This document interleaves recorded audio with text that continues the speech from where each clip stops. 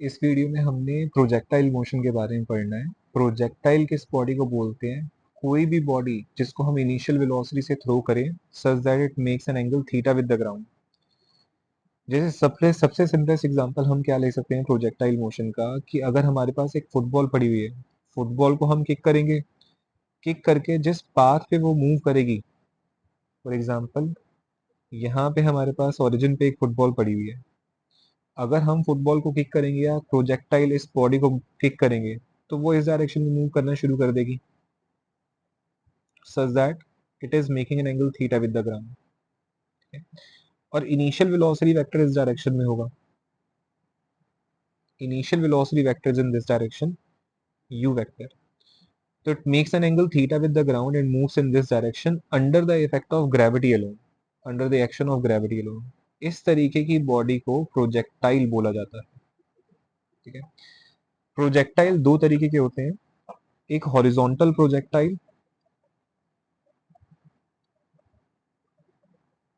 and another is angular projectile। यहाँ पर जिस चीज का एग्जांपल दिया गया है, this example is of angular projectile. Horizontal projectile का एग्जांपल हम ये दे सकते हैं कि अगर हम एक स्टोन थ्रो करें such that the stone moves in this path और initial velocity vector is in horizontal direction. तो this is an example of project horizontal projectile जिसको हमने इस वीडियो में कवर करना है। प्रोजेक्टाइल मोशन में हम तीन तरीके के assumptions लेते हैं, बट ये assumptions जो हैं वो सिर्फ इसी बेसिस पे ली जाती है कि प्रोजेक्टाइल की एक्सेलरेशन ड्यू टू ग्रेविटी हमेशा कांस्टेंट रहे। तो ये तीन तरीके की assumptions होती हैं। पहली assumption is there is no frictional resistance of air.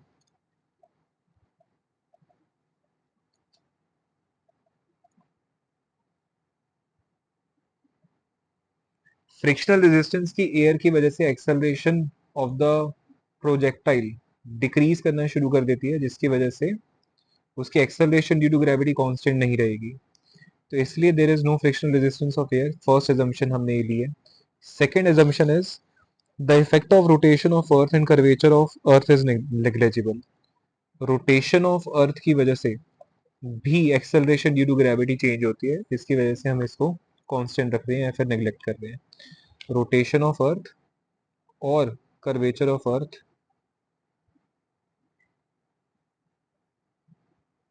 की वजह से जो इफेक्ट प्रोड्यूस होंगे उसको हम नेग्लेक्ट कर रहे हैं।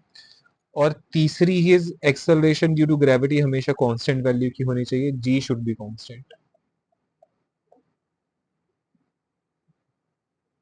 जी should be constant.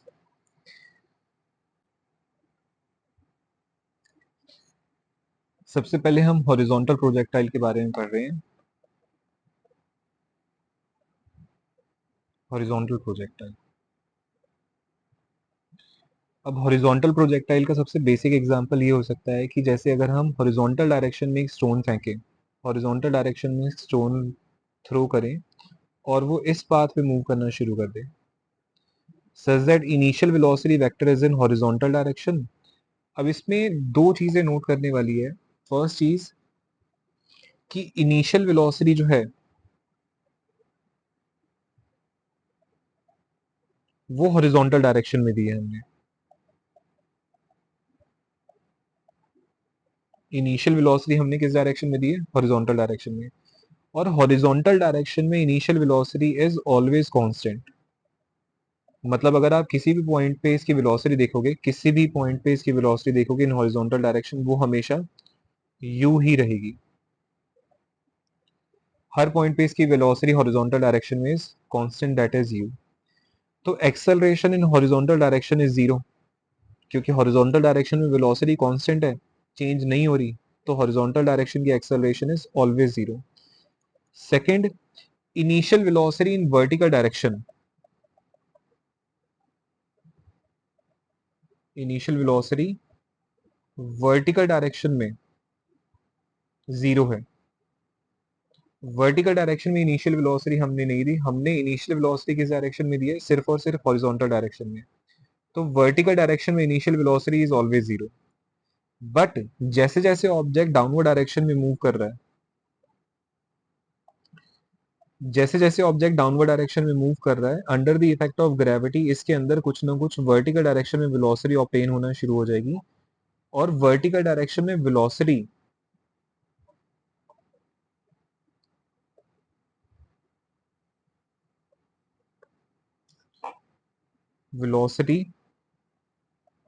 In vertical direction increases. किसकी वजह से इंक्रीज हो रही है? बिकॉज ऑब्जेक्ट जो है वो acceleration due to gravity accelerate कर रहा है नीचे जाते जाते under the effect of gravity है वो, तो उसके पास एक्सेलरेशन है which is 9.8 metre per second square. इस एक्सेलरेशन की वजह से डाउनवर्ड डायरेक्शन में वेलोसिटी नीचे जाते जाते इंक्रीज होना शुरू होगी, लेकिन हॉरिजॉन्टल डायरेक्शन में वेलोसिटी क्या रहेगी? हमेशा कांस्टेंट। हॉरिजॉन्टल डायरेक्शन में एक्सेलरेशन कितनी है उसकी? हमेशा जीरो रहेगी। इनिशियल वेलोसिटी क्या है वर्टिकल डायरेक्शन में? जीरो। नीचे जाते जाते वर्टिकल डायरेक्शन में वेलोसिटी इंक्रीज हो रही है। किसकी वजह से इंक्रीज हो रही है? Acceleration due to gravity G की वजह से इंक्रीज हो रही है 9.8 मीटर पर सेकंड स्क्वायर। इसका मतलब है कि वर्टिकल डायरेक्शन में ऑब्जेक्ट की एक्सेलरेशन कितनी है? 9.8 metre per second square. 9.8 metre per second square. अब हमने इसमें चार चीजें डिराइव करनी है। First thing is path of projectile. मतलब हमने ये प्रूव करना है कि जब हमने एक स्टोन को फेंक रहे हैं, प्रोजेक्टाइल को फेंक रहे हैं, तो किस तरीके का पाथ ले रहा है, whether the projectile is moving in straight line या फिर पैराबोलिक पाथ या फिर any other path. Second is time of flight. मतलब एक्स पॉइंट से वाई पॉइंट तक आते आते कितना टाइम लेगा। तीसरी चीज इज हॉरिजॉन्टल रेंज। कितना मैक्सिमम हॉरिजॉन्टल डिस्टेंस ट्रेवल करेगा। अगर हमने इस पॉइंट को ओ नाम दिया हुआ है तो कितना maximum horizontal distance that is O Y travel करेगा। And last is velocity of projectile at any point।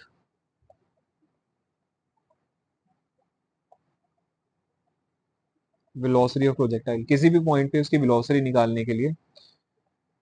First one is path of projectile।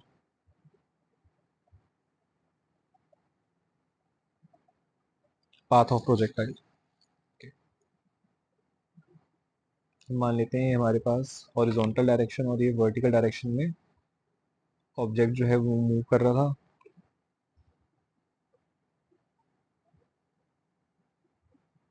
In this direction, let this point be A, this point be B and this point be O। अब इसके पास दो component होंगे projectile के under the action of gravity move करते करते। First is horizontal component या फिर horizontal direction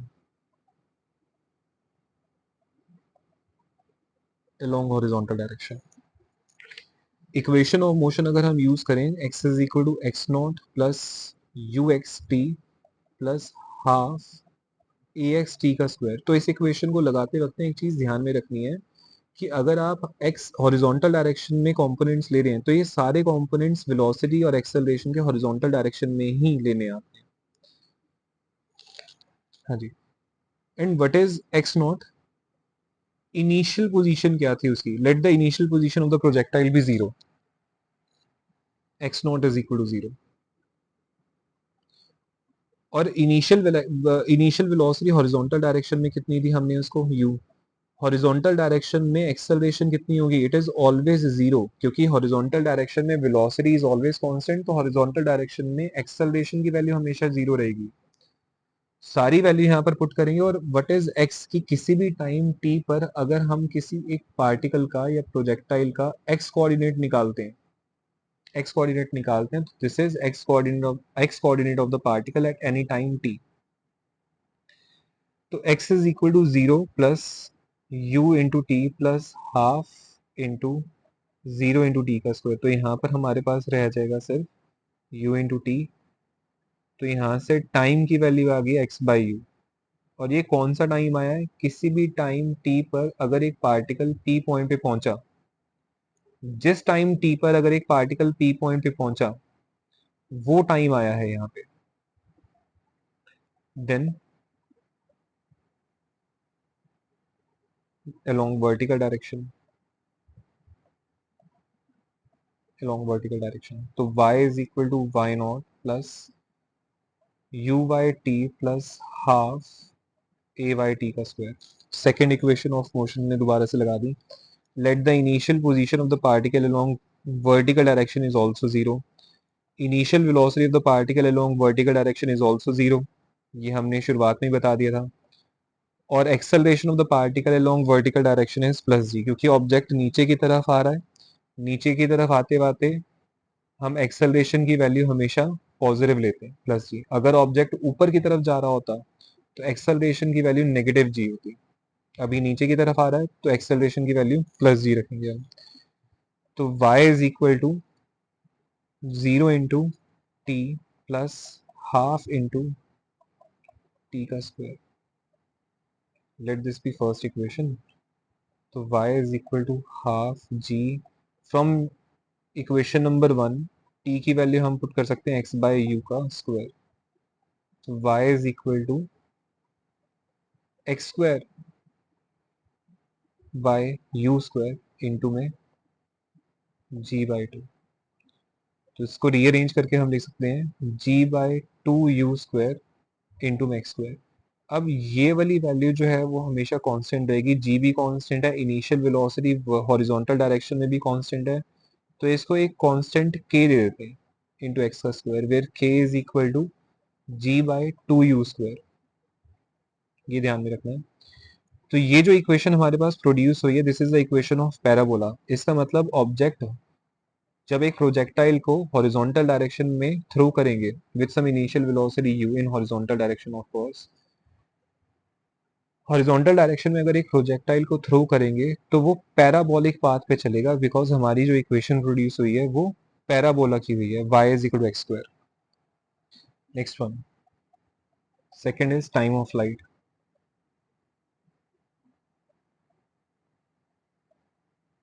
अगर एक प्रोजेक्टाइल को हमने ए पॉइंट से थ्रो करा in horizontal direction with some initial velocity u, तो कितना टाइम लगेगा इस प्रोजेक्टाइल को ए पॉइंट से बी पॉइंट तक पहुंचने के लिए. ए पॉइंट से बी पॉइंट तक पहुंचने के लिए प्रोजेक्टाइल को कितना टाइम लगेगा is known as time of light. तो टाइम ऑफ लाइट निकालते वक्त हमने सिर्फ इसके वर्टिकल कंपोनेंट्स को ध्यान में रखना है. अगर हम वर्टिकल कंपोनेंट्स लेंगे तो y is equal to Y naught plus U by T plus half A by T का square. Let the time of flight be capital T. Initial position in vertical direction is also zero, जैसा कि हमने पिछली derivation में करा था.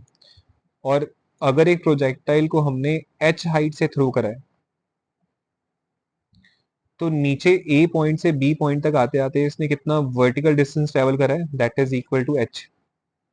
तो y would be equal to h. Initial velocity in vertical direction is also zero.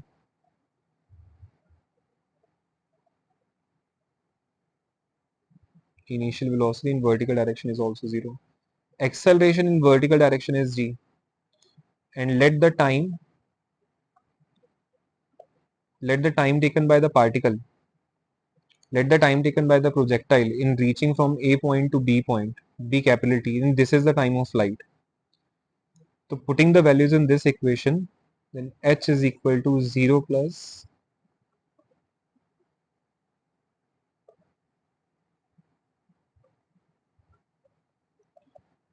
half g into capital T का square. h is equal to half g t का square. यहाँ से टी स्क्वायर आ जाएगा, 2 उधर जाके मल्टीप्लाई हो जाएगा, 2h T square would be equal to 2h by g. Then time of light is square root of 2h by g. This is the formula of time of light. And using this formula time of light यहाँ से पता चलता है कि दो चीजों के ऊपर डिपेंड करता है. पहली चीज हाइट फ्रॉम द ग्राउंड,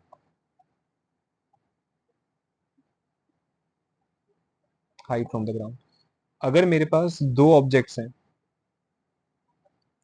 जिनको मैं सेम हाइट से थ्रो कर रहा हूं with different initial velocity, let the first object is this and the second object, अगर हमने इसकी इनिशियल वेलोसिटी बढ़ा दी है तो ऑब्वियसली इनके हॉरिजॉन्टल रेंज भी इंक्रीज हो जाएगी. मतलब first object is this, let this object be A, and second object is thrown from the same height h, and second object की initial velocity is greater than the first वाली object की initial velocity, तो उसकी horizontal range तो increase हो जाएगी, लेकिन both objects will take the same time in reaching the ground. Object A and object B will take the same time in reaching the ground because time of flight does not depend upon the initial velocity of projection. U के ऊपर depend नहीं करता, किसके ऊपर depend करता है? Height of the objects from the ground. तो जब तक हम height of the object from the ground same रख रहे हैं, h की वैल्यू सेम रख रहे हैं, तब तक टाइम ऑफ फ्लाइट सेम रहेगा. दूसरी चीज, इनिशियल वेलोसिटी u के ऊपर डिपेंड नहीं करता, किसके ऊपर डिपेंड करता है? Height from the ground, height above the ground के ऊपर. दूसरी चीज, इनिशियल वेलोसिटी के ऊपर डिपेंड नहीं करेगा. तीसरी चीज, मास ऑफ ऑब्जेक्ट के ऊपर डिपेंड नहीं करेगा. अगर आप अलग अलग मास के ऑब्जेक्ट्स लोगे तो भी दोनों ऑब्जेक्ट सेम टाइम ही लगाएंगे नीचे आने के लिए. अच्छा, इसमें एक और चीज देखने वाली है. मान लेते हैं एक ऑब्जेक्ट है जिसको हमने इनिशियल वेलोसिटी u दी और उसको हमने हॉरिजॉन्टल प्रोजेक्टाइल के तरीके से फेंका, तो कितना टाइम लगेगा इसको नीचे आने के लिए? Square root of 2h/g, where h is the height above the ground, this. And another object है हमारे पास जिसको हम सेम हाइट से थ्रो कर रहे हैं, h हाइट से थ्रो कर रहे हैं अबव द ग्राउंड, बट इसको हॉरिजॉन्टल वेलोसिटी देने के बजाय इसकी हॉरिजॉन्टल वेलोसिटी हमने जीरो रखी हुई है और इसको ऐसे ही थ्रो कर रहे हैं नीचे की तरफ. This is object, freely falling object. तो इसको कितना टाइम लगेगा नीचे आने के लिए? Using the second equation of motion, s is equal to ut plus half at square. कितना डिस्टेंस ट्रेवल करेगा ऑब्जेक्ट? h. इनिशियल वेलोसिटी उसकी जीरो थी. Time, let the time taken by the object in reaching the ground be t plus half into acceleration कितनी है नीचे जाते वक्त? Positive g into T का स्क्वायर. तो h is equal to half g t का square, then t would be equal to 2h by g का square. इसका मतलब है कि अगर आप ऑब्जेक्ट को वर्टिकल डायरेक्शन में फेंको बिना हॉरिजॉन्टल इनिशियल वेलोसिटी दिए या फिर हॉरिजॉन्टल प्रोजेक्टाइल के तरीके से फेंको, दोनों object will take the same time in reaching the ground जब तक आप उसकी इनिशियल हाइट जो है, हाइट अबव द ग्राउंड जो है वो सेम रखते हो. Next one is horizontal range.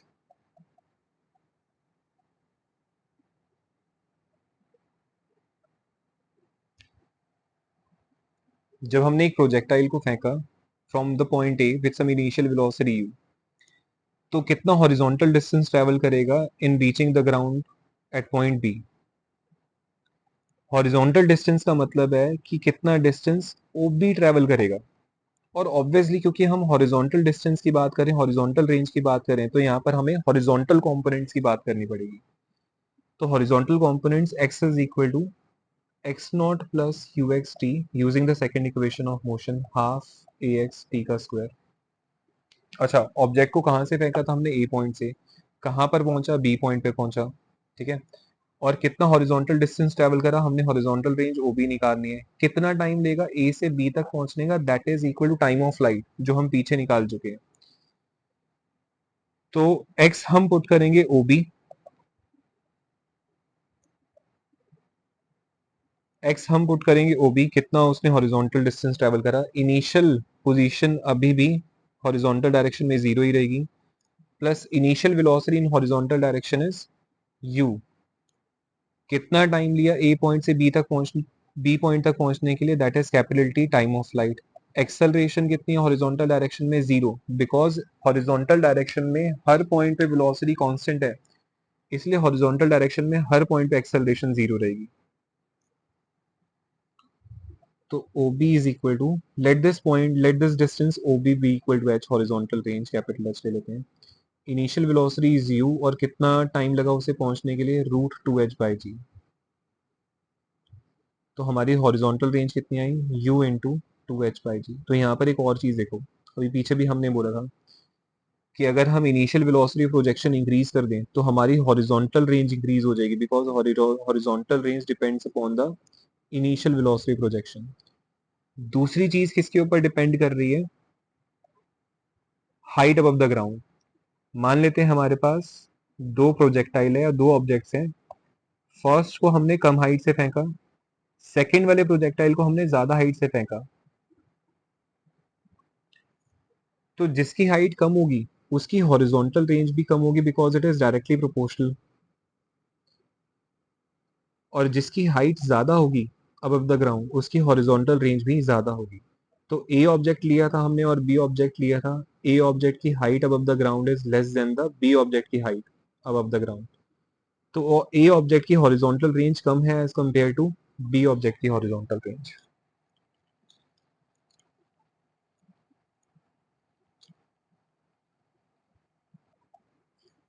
Velocity of projectile at any time थी, किसी भी टाइम पे प्रोजेक्टाइल की वेलोसिटी निकालने के लिए हम कौन सा फॉर्मूला यूज कर सकते हैं? Velocity of projectile.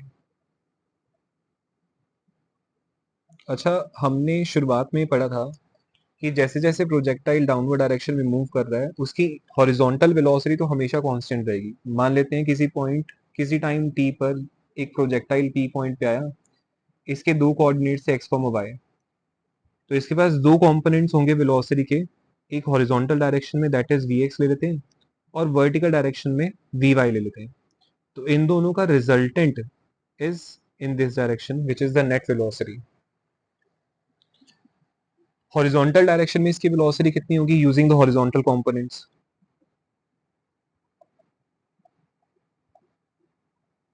horizontal components Vx is equal to ux plus ax into 2t using the first equation of motion। horizontal direction में initial velocity हमने ली थी u, और horizontal direction में इसकी acceleration is always equal to zero because acceleration जो है वो हमेशा constant ही रहने वाली है horizontal direction में, is 0 into t।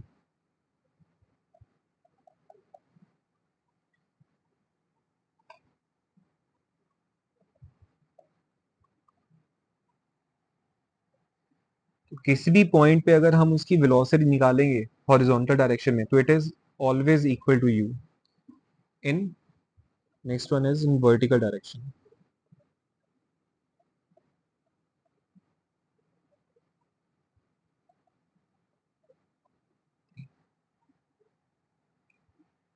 T is that time जिस टाइम पे हम उसकी वेलोसिटी निकालना चाहते हैं। तो v y is equal to initial velocity in vertical direction is zero, क्योंकि हमने इनिशियल वेलोसिटी सिर्फ और सिर्फ हॉरिजॉन्टल डायरेक्शन में ली है। तो zero plus acceleration is always positive because the object is moving in downward direction. तो velocity in vertical direction at any time t comes out to be g into t। अब इसको हम दो तरीके से लिख सकते हैं। अगर मुझे वेक्टर फॉर्म में लिखना है, at any time t velocity को वेक्टर फॉर्म में लिखना चाहते हैं, तो it is v vector is equal to v x i cap plus v y j cap, क्योंकि उसके दो कंपोनेंट्स होंगे along x direction, horizontal direction and vertical direction. तो v वेक्टर हॉरिजॉन्टल डायरेक्शन में वेलोसिटी निकाली थी हमने u i cap, vertical direction में g into t j cap, this is the velocity. अगर मुझे यहाँ से मैग्नीट्यूड ऑफ वेलोसिटी निकालना है दैट इज स्पीड, तो it is equal to square root of horizontal component का स्क्वायर प्लस वर्टिकल कंपोनेंट का square, then v is equal to square root of u का स्क्वायर प्लस gt का square, v is equal to square root of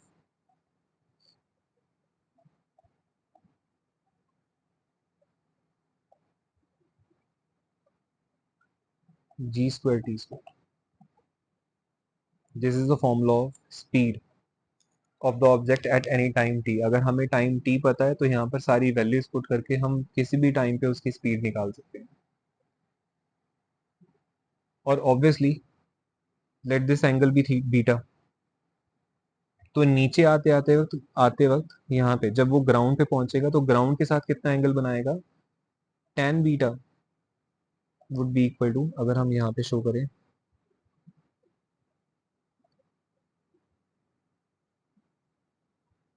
this angle is beta, this is v x, this is v y. तो जैसे ही particle, जैसे ही projectile नीचे आ जाएगा, ground के पास आ जाएगा, तो ग्राउंड के साथ कितना एंगल बनाएगा that can be calculated using this formula, beta is equal to v y upon v x. velocity in vertical direction divided by velocity in horizontal direction. This angle is beta, this is Vx and this is Vy.